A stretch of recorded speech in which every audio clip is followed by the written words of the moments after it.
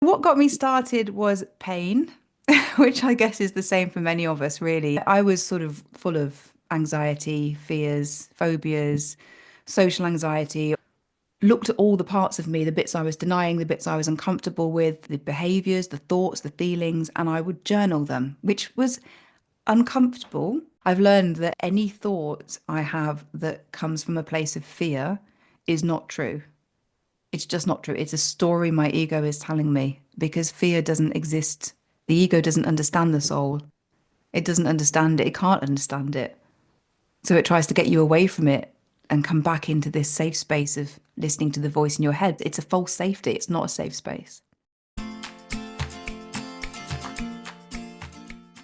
Hey everyone, thanks for tuning in to the Vibrant Soul Society, The Conversations. I'm your host, Baba Sam, and they call me the Miracle Man. Our mission for the show is to help you discover that you are greater than your thoughts. On the opposite side of your thoughts is your vibrant soul. So today we have a very special guest with us, Melanie. So, Melanie, welcome to the Conversations. Thank you. Thank you so much for having me. So, for people that are unfamiliar with you, how would you describe yourself? So I would describe myself as a spiritual teacher. I have been on my awakening journey since 2009 originally, but it has accelerated over the last 6 years. And I decided in 2021 to walk away from my career. I was an HR manager at the time, had a lovely, lucrative career. I had been very happy doing that kind of work up until that point.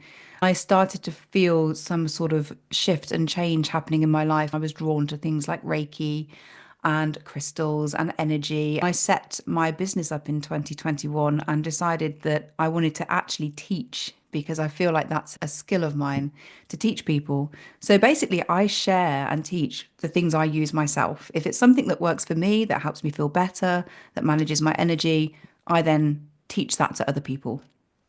So, what got you started in 2009 on your awakening journey? What was that process? So, what got me started was pain, which I guess is the same for many of us, really, is that, you're kind of carrying on doing your thing in life, you're going to work, you're living your life every day. And then I was sort of full of anxiety, fears, phobias, social anxiety, all those sorts of things throughout really my whole life, as far back as I can remember. And it got worse in 2009. I was 28 and I hit rock bottom, as people call it, where I couldn't cope with life. I couldn't get out of bed. I quit my job. I just couldn't function in this world anymore. And that's when I saw a life coach. And she taught me different modalities that she discovered herself and she was using to help me to manage that incessant negative talk in my head, to help me to learn how to let go of these emotions that I kept identifying with and holding on to and telling myself stories about, which I didn't realize I was doing, of course. Teaching me different modalities like tapping, EFT, the Sedona method, a few NLP techniques, a few different ways that I could learn to take back the control of my mind rather than letting my mind control me. And then I found an inner peace, I found an inner strength.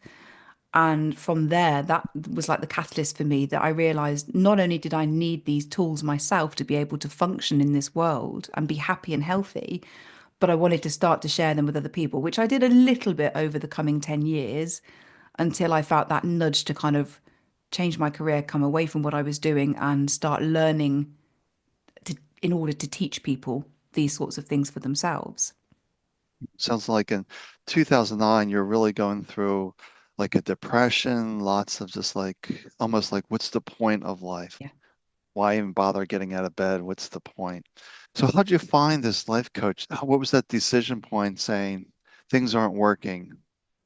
Actually, I put that all down to synchronicity because I didn't go looking for her. It was somebody recommending her to me, somebody through work who said, "Look, I've used this person, they might help you." And I was a bit skeptical and thought, well, it's a lot of money. I don't really have the money. And then, of course, that negative thought process starts. How can I afford this? I can't afford to get better. I'm such a victim, blah, blah, blah. And then I really just couldn't function. And I thought, I've really got to get some help. And I've had this person recommended. So okay, it's an investment in time and money, but what have I got to lose? I can't possibly get any worse. So let's just see what this is all about. But yeah, I didn't go looking for her. The universe brought her to me through this wonderful synchronicity. And she was the catalyst, really, for what's happened since then. Yeah, it was good that you saw you had that feeling, that intuition. Yeah, this person can help me. And then you were realizing that you didn't even realize you were telling yourself stories in your head, that you were really lost in this chatter. And I think a lot of people are there because they don't have any separation from that, the incessant stories and negative thoughts that we tell ourselves. So how did you begin to separate yourself with this life coach? Was she giving you tools to separate this? Yeah, so she was quite spiritual herself. She was teaching me, taught me about Eckhart Tolle and recommended some of his books and books like A Course in Miracles and those kind of things. She was teaching me how to let emotions move through you quickly by non-identification with those thoughts and those feelings and recognizing that the emotion is just energy and all it wants to do is move. And if you just let it do its thing and sort of detach yourself from it and stop that mental chatter trying to identify with it or justify it, because then you just hold on to it, that energy moves through you much quicker. So she taught me ways to allow and release this emotion that was coming up and to quieten and calm the mind down and just recognize that, you can just let these thoughts go. You can bring them into your mind and you can move them back out again. And it's all learning how the mind works, learning how the amygdala works in the brain, the fight or flight that's going off all the time, calming the nervous system. And then through my own journey on my spiritual path and working with my spirit guides, I've learned to connect more to the soul being that I am and recognize that the voice in my head is not who I am. That is something that we can use. The mind is wonderful. We can use it, we can program it, we can manifest with it, or we can let it think it's running the show and we can spiral into despair. So been able to really connect with that soul part of me and become almost a witness to my life rather than somebody that thinks everything's happening to me from that kind of victim perspective. It's such a really good point that you make there, that you let emotions move through or they will spiral into despair. And most people are keeping these emotions bottled up. So how do we really begin to get these emotions to flow? Well, a lot of it is recognizing it because and I've noticed when there's something painful that I don't want to face in the past, I've tried numbing techniques, avoidance, keeping myself busy. I might have used alcohol, not to a huge extent, but just out of, oh, I'll just go out and have a drink and have some fun and take my mind off it. But those feelings don't go. All they want is to just to have the time to come up and come out. So, really seeing the life coach open my eyes to that, to how much I was avoiding how I was feeling and just sitting. This is why some people meditate, just sitting and allowing energy to just move through you. And even if you feel really upset when you're doing that, it's not going to hurt you. It's just energy, it's just an emotion. And once it's moved through you, we often get this feeling of relief afterwards because we've just let it go.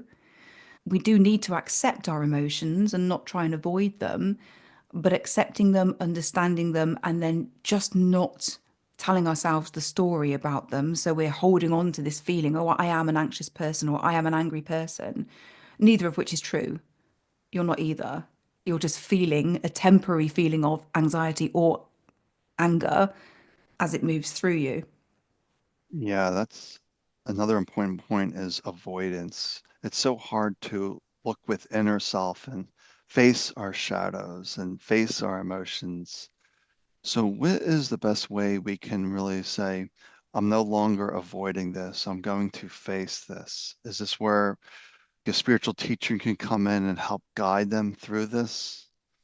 Yeah, there's a few different ways of doing it, and it depends on the individual. For me, I actually now teach shadow work because I learned it myself and I journaled and I did the shadow work. Looked at all the parts of me, the bits I was denying, the bits I was uncomfortable with, the behaviors, the thoughts, the feelings, and I would journal them, which was uncomfortable, But by facing that discomfort and writing everything down, that's how you let these things move through you. They don't hinder you anymore. They don't sabotage you anymore. So, journaling for me was a really good practice. And I did do that on my own. I bought a journal online and there was a few prompting questions and I just did that on my own. For people who would rather have somebody with them guiding them, they could work one to one with a life coach to help them through that so they've got somebody they can share with. For people who don't really like that, can do courses like mine, which will guide them step by step, and then they take the time that they need to work through each section. So they're looking at different aspects of themselves, and some aspects of ourselves don't need that much attention because we're already quite comfortable with them. Others might take a little bit longer, so we might want to pace ourselves.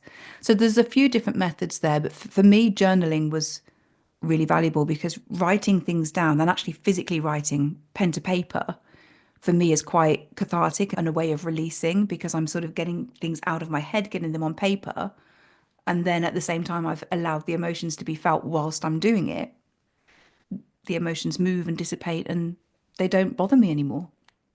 Yeah, that sounds good. So you've written some courses to help people through whether journaling or shadow work. What kind of courses and what can they expect in these kind of courses? Because it sounds like it's really self-paced.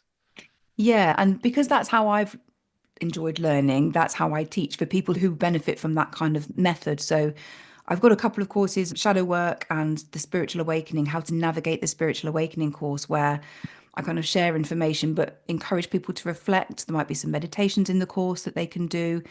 Particularly with the shadow work one, there is some work required from the person watching the course because shadow work is so unique. It's a very personal journey. So that's where the self-paced course I think is quite useful because if I was giving a module every week, I might be moving people too quickly through that journey, or they might need a bit longer to work on certain bits. So that's why I'm a big fan of creating self-paced courses. You start when you want to, take your time, you can revisit it, you've got lifetime access. If there's one section you really need to go back and revisit, then that's fine. You can do it. You don't have to take them in order. You can skip bits. So that's why I chose that method. That's how I like to learn. I don't like feeling rushed through a course, but equally, I get frustrated if the pace is too slow. So that's why I prefer that kind of method to teach myself. Right. So you're teaching how you learn because we all learn different ways. That's why I like bringing forward various guests because my way may not work for another way. So like, okay, that doesn't work for me. I need a self-paced course. Melanie has these. Let me go see what there is because we're humans, we have our own unique journey, our own unique path. We got to find those things to lead us onto our discovery. Absolutely. And I think when you do teach or coach, we share the stuff that's maybe that we've tried that works for us, knowing that there is a whole network of people who, if I can't help somebody and I think they need one-to-one work, I've got people I can put them in touch with because we will all share the stuff that works for us. And we need that variety because, like you say, we're all individuals and what works for one person may not work for somebody else. Right. So it's you're looking for people that are a little bit aware that they need some help. You need somebody to reach out and say, hey, do this, do this. Like when I was stuck in the medicine world, the doctor world, and I had no concept that there was another way forward and there was no one pointing me.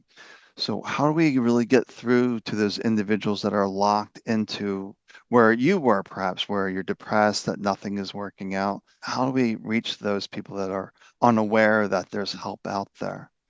Yeah, and it's so important, isn't it? Thank goodness we've got the internet and social media now because you can tag people who you think might be struggling in a post and say, look, this person might help. You can do a search. Back when I was struggling, I don't think we'd even got social media back then. I don't think it had even been invented. And I think also when people are struggling mentally, they don't always really know what's wrong. And so they don't really know who to find, they don't know where to look. So that's when having a good network of people around you who can recommend different people is important. Reaching out and just trying to find somebody. And if that person can't help you, don't be afraid to still ask them because they might know somebody who can. If somebody came to me and asked for a service I don't provide, there's somebody I can recommend. I know lots of people doing lots of modalities. So find somebody, if you feel drawn to them, drop them a message. They might have a recommendation for you. Hmm. Yeah, so something I'm just want to go back because I'm really curious about this, that you went from an HR manager into the spiritual realms. That seems like a really big jump. Like, what did your family, your friends thinking of this process? I think it was a bit of a shock, particularly to my colleagues as well, because I'd always been so ambitious in my work. I loved the learning side of getting to that manager position. I loved my job. I was so happy. And to see me then say, actually, I'm going to jack all this in. I'm going to be a Reiki practitioner, which is what I did raise a few eyebrows. But I think people know me by now that I do push myself and challenge myself. And I might make decisions that don't seem very logical at the time, but I'm being guided by this internal compass. And the internal compass doesn't always seem logical, but I know whenever I trust my intuition and I go with the flow and I do something that might seem crazy to other people, I know that is where the gold is because that's when I'm being guided to do something that's actually more soul based than head based. Yeah, I like that. I like you're saying that the internal compass doesn't seem logical. It really seems that way because you'll get these pulls, this intuition, and your mind will absolutely protest. You can't do this. Who are you to do this? So it sounds like you maybe had some practices in place where the noise no longer defined you. Yeah, definitely. And it still creeps in. I think people think that when you work, doing the kind of work that I do, that means I've got it absolutely mastered and that I never have that self-doubt. I really do. But I understand where that voice comes from, and where that voice comes from is fear. And that's not who I am. That's not my true nature. My true nature is not the limiting voice in my head. And if my soul feels comfortable with a decision, I would just ignore that little voice because the voice is frightened. It's the ego. It's worried. Oh, that's unknown. We don't know that. That's unfamiliar. Let's just stay here. Let's just play small. It feels comfortable. And that's the ego's job. That's what it does. But that's limiting for me. And it would stop me. It would have stopped me doing everything I'm doing now if I'd listened to that voice. Yeah, exactly. Because that ego, its job is to keep you safe, and the unknown is not safe. Exactly, exactly. And I've learned that any thought I have that comes from a place of fear is not true. It's just not true. It's a story my ego is telling me because fear doesn't exist in the realm of the soul. It just doesn't exist. It only exists in this world because we create it with our thoughts and our beliefs. So that's been a big lesson for me because those fearful thoughts do creep in. And I've listened to them before and I've ended up in a bit of a state. So I've learned from that painful experience not to listen to it because it just Right. holds me back and it's not telling me the truth. There's nothing to be scared of. Right, because the mind is filled with fear and it hates the unknown. I love before the show that you said this, that the soul isn't scared. It's not scared of anything. It's completely unaffected by anything that happens, even stuff that could be quite challenging or throw us off track a bit as a human. It's only ever the ego that's reacting to anything. There is a place within us that's unaffected by anything and that's always unaffected by anything. It's peaceful, it's still, it's calm. It just witnesses it as if it's watching the telly. It's just watching a story unfold. But that's our true nature. And that's actually who we are. And if we can sort of step into that space and know that everything is okay, even if it feels uncomfortable, and it's not about bypassing those feelings, it's about accepting those feelings that are being created in the body, but not identifying with them and just stepping back into that space of stillness. And the more you do that, you can feel it more. It's a practice, it's not something that comes overnight, but the more you practice just moving into that still space and being very, very present and very, very still and observing, it becomes almost second nature to do that, especially when you're faced with a challenge. I just sort of almost move back out of my body if I'm feeling challenged because I've learned how to do that. Yeah, to really step away and to understand that the soul is the witness, that it just sees everything as an experience. And some of these experiences are terrible. We wouldn't wish them on anyone, but yet the soul, the witness says, this is going to help you grow in the ways the mind cannot understand. Yeah. And that's it. The ego doesn't understand the soul. It doesn't understand it. It can't understand it. So it tries to get you away from it and come back into this safe space of listening to the voice in your head. It's a false safety. It's not a safe space. That's really profound. It's a false safety because it's familiar. It's Yeah. safe. That's why I always tell individuals the mind doesn't care if you're in pain, you're suffering, having a miserable existence. Your mind's okay with it. It's familiar, it's comfortable. Let's stay here. Yeah, exactly. And what happens if you dare to not stay there and say, actually, I'm absolutely fine in this moment? Everything is absolutely perfect in this moment. The ego shuts up then because it can't argue with that. Well, the ego will argue. It's like, how can this moment be perfect? This is happening to me. This has happened to me. My car broke down. I don't have money to pay the bills. And the mind will just go off onto a tangent. So, how do we reassure ourselves that it's Yeah, and it's sort of trying to observe the mind's thoughts as a witness to them and seeing it happen and almost listening to yourself when you're having those thoughts. You know, you hear yourself thinking, you think, wow, that's a lot of fear-based, negative, limiting beliefs that I'm coming out with, then that I must be in my ego. And just recognizing that that voice isn't who you are. It's not who you are. The mind is wonderful, but it's very easily programmed into fear. And we've got a lot of negative programming and conditioning that we're now trying to undo as we all sort of awaken spiritually. We're trying to undo all this negativity. If we came into the world and we hadn't been programmed in a negative way, we might not have any of the problems we have. But that's the experience of life that we've been given. And now we're experiencing the undoing of some of these limiting beliefs and these limiting thoughts. And we're recognizing that they're not actually true. Yeah, that's a really good word for it. Undoing all this programming. Is that what you're trying to accomplish in the course, your courses as well? Like the shadow work and some of those other programs, they have those, the undoing of the mind? Yeah, 100%, 100%, particularly with the shadow work course and my other course, which is helping people to navigate the spiritual awakening. It's recognizing how much negative programming we've been given. It's not our programming. We've been given these beliefs from the people we grew up with, from the people around us. We've all been given these beliefs and thoughts. They're not ours. They didn't originate with us, but we've took them on as if they're truth, and we then own them as our belief. It's just a thought that somebody had. They gave it to us, and we've identified with it so much because we've had that same thought so many times over our whole lifetime that it becomes a belief. But that belief can very easily dissolve as soon as you make the decision that it's no longer true. The shadow work of we're overwhelmed with guilt, shame. Like, how do we move? A lot of people are dealing with this guilt and shame that they did something in the past and they're still being defined by that. So, how do we move beyond that guilt and shame, in your view? Yeah, guilt and shame, that definitely comes up quite a lot during the shadow work course. And it's interesting because I'm reading a book at the moment and I really liked this one sentence. I carry guilt. Sometimes I go down that route and I have to pull myself back from it. One of my dogs, when she passed at home, and I was with her when she passed, and I did everything I could. I was giving her Reiki. But after it happened and I'd got over the upset, I felt really bad that I should have known she was at the end of her life. I should have took her to be euthanized. It should have been this way and it was this way. And why didn't I notice that she was still eating and I thought she was okay and she wasn't anyway? All this negative self-talk was happening. And I read this thing in a book recently. When you're feeling guilty about something, you are withholding your love because anything that isn't love comes from fear.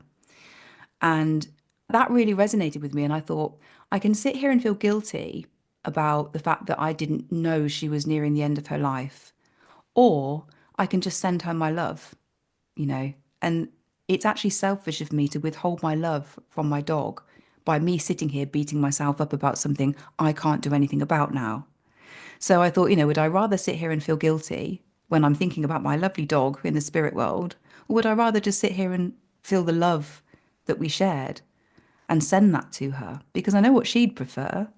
So it kind of made me realize feeling guilty is actually quite selfish. You can just send your love out and choose love instead. And I saw it in a different way then because I think I was holding on to my guilt, feeling like the guilt came from love. Oh, but I feel guilty because I loved her and I let her down. And it's like, no, I feel guilty because of the ego telling me something that's not true. All I need to focus on is the love we shared. And that feels a lot nicer place to be for me and for everybody around me when I'm not sitting here beating myself up about something that I cannot change. Yeah. And I like that, we're withholding love, just to send love out there, which is the counter to fear. And what I like to remind individuals with guilt, fear, shame, all this stuff, the shame, the guilt is just to understand in that particular moment, based on your level of awareness, your alertness, and your understanding at that moment, you are doing your absolute best. But the mind loves to look back and play the would've, could've, should've game. Yeah.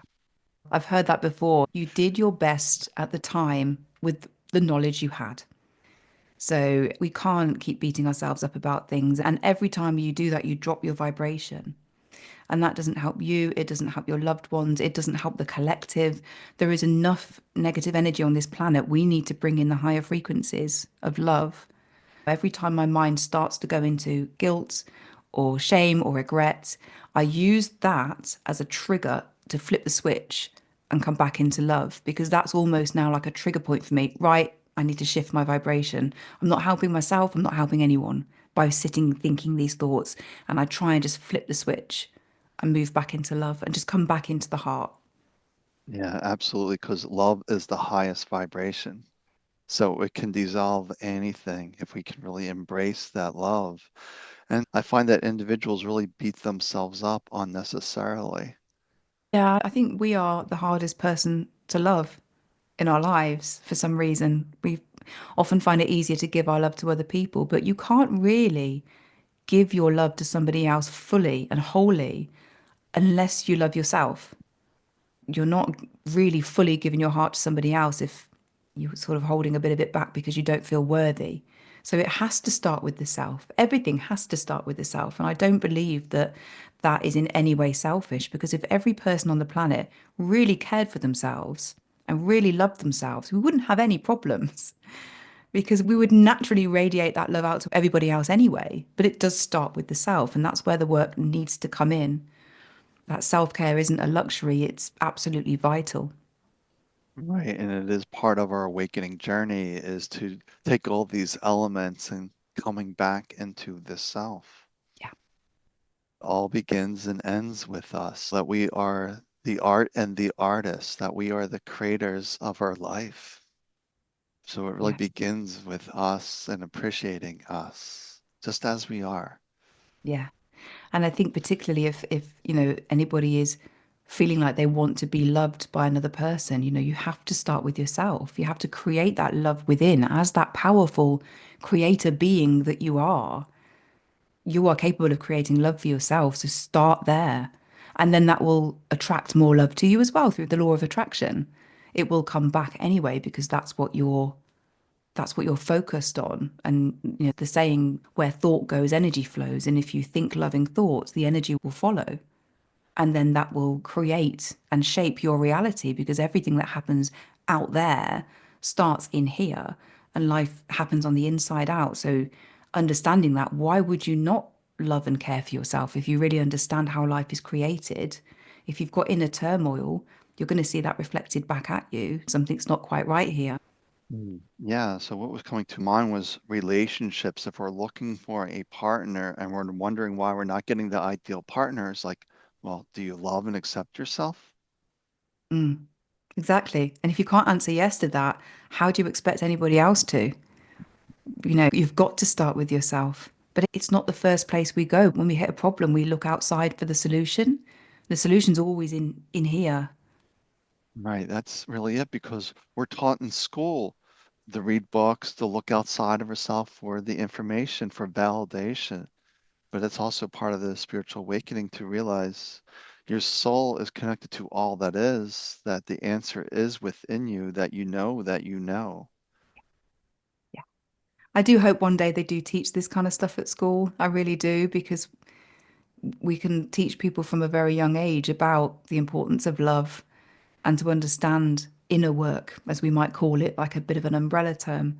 At the moment, it's not taught. And this is where the issues lie in the program we're being given is creating the problems we're seeing. So we need to shift that programming and teach people in a different way. Right, because the current program is keeping separation in place, fear in place, division in place, especially here in America. It's so divided politically because we're all taught we're all spirit, We're all connected to all that is. So let's cooperate and love each other and change the world that way. Because unfortunately, with the division, and we see it so often played out in governments, in media, it's everywhere. And for me, it's so obvious now. I see that game. I can see that game being played out. I can see people trying to push that narrative that you are different to these people, and therefore you've got to either protect yourself from them or you've got to hurt them. And then somebody will come up with a radical idea like, why don't we all just cooperate and get on? And then they get, so much grief for coming up with something so ludicrous because people are so attached to that belief that people are worse than me, or I've got to be afraid of this type of person, or I've got to keep this type of person away from me and my house and my property, when we are all just reflections of ourselves. We're all human, we're all Yeah, connected, but we're not taught that. We're taught that we are individual, separate beings. And that's a fear based program. And it's not pleasant and it's not helpful. right. And it's all what you're saying. It's the attachment to these beliefs, these stories, and we're not even aware of it. That's Yeah. part of the spiritual awakening to say, hey, I have thoughts, but that's not me. Yeah. And the first time you have that thought, it's a bit disconcerting because you think, well, who am I then? And I mean, Yeah, that's part of the spiritual awakening journey is it can throw you off a little bit because again, the ego doesn't like that. The ego is like, no, no, I'm who you are. This is me. This is the identity. And I've got this job and this job title and this is my life and this is the stuff I've got and this is who I am. And it's just a story. But it can throw you off a bit when you first start to realize that. It takes a while for that to land because again, it's the ego that freaks out when it realizes it's not actually in control, never has been. yeah, that was the life-changing moment for me when I realized I had thoughts, but I wasn't my thoughts. Because I took my thoughts as truth in my 20s and nearly killed myself twice from this chatter. So it really clicked for me really quickly. Okay, if I'm not my thoughts, then who am I? Then I just heard a voice say perfect spirit. And once I heard perfect spirit, I just knew all was well, felt the sense of peace. I knew all my health challenges were over, and they were, because I Wow. dropped into surrender. Yeah. But that's a little bit of my story. Melanie, it's been such a beautiful conversation. I could talk to you for hours. Such a delight. So, people had questions. How would they reach out to you? So the best place to go is my website, which is www.melanie-stevens.com. On my website, there are links to my social media. I'm on Facebook and YouTube. My courses are hosted on a platform called Udemy, but they're all on my website if anybody wants to have a look and see what I offer. In addition to the paid courses, I've got free workshops, downloadable documents people can have.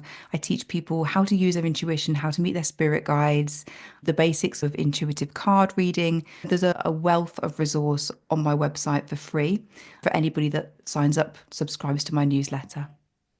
Yeah, so perfect. They'll be in the show notes Fabulous. so they can get in touch with you and just such a fascinating journey that you've been through. Thank you for joining us on the conversation. Oh, thank you so much. It's been an absolute pleasure.